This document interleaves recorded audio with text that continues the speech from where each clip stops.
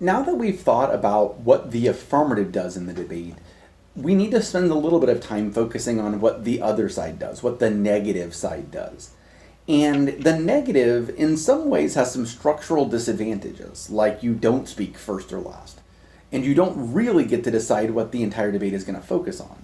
However, the negative does have some structural advantages that we'll point out here in just a few minutes, and I think that you'll see that being negative can actually be just as much fun as being on the affirmative.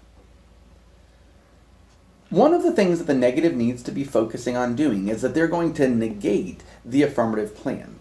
They're not just going to generally say that the topic is a bad idea. Now, there's some strategy behind how the negative could do that, but generally what the negative is going to focus on is saying that whatever the affirmative says is not true and would actually make the problem worse.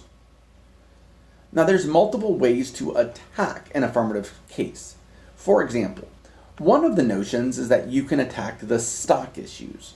If you look down in some of the other videos, you'll see that there's an entire video that I dedicate to just talking about the stock issues. But if you think about debate as a stock issue debater, what you're saying is that there are 5 things that the affirmative has to prove in order to meet their burden of proof. And as the negative, if I can disprove one of those, then I should win the debate.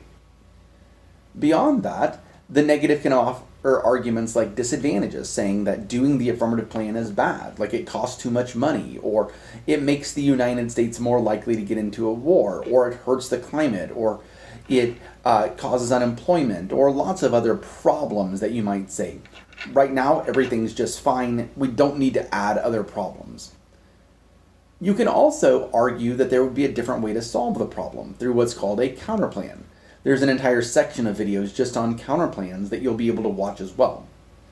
Sometimes negatives will do things like say the affirmative isn't topical, or that there is some kind of a philosophical reason not to do the plan that we call a critique.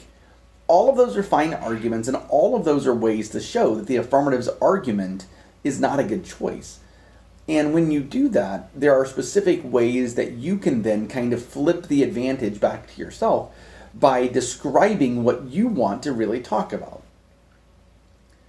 The negative also has a couple of other advantages compared to the affirmative. One is that in every form of debate, the negative has some form of an extended speech period after the affirmative's last constructive speech.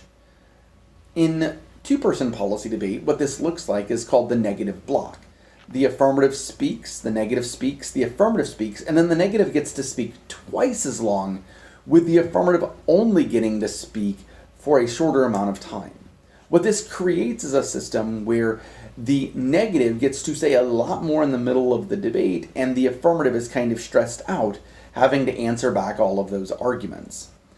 In a one-on-one type of policy debate like NFALD, the negative gets a longer rebuttal followed by a very short affirmative rebuttal. So they can really put a lot of stress on the affirmative to be able to make those types of arguments.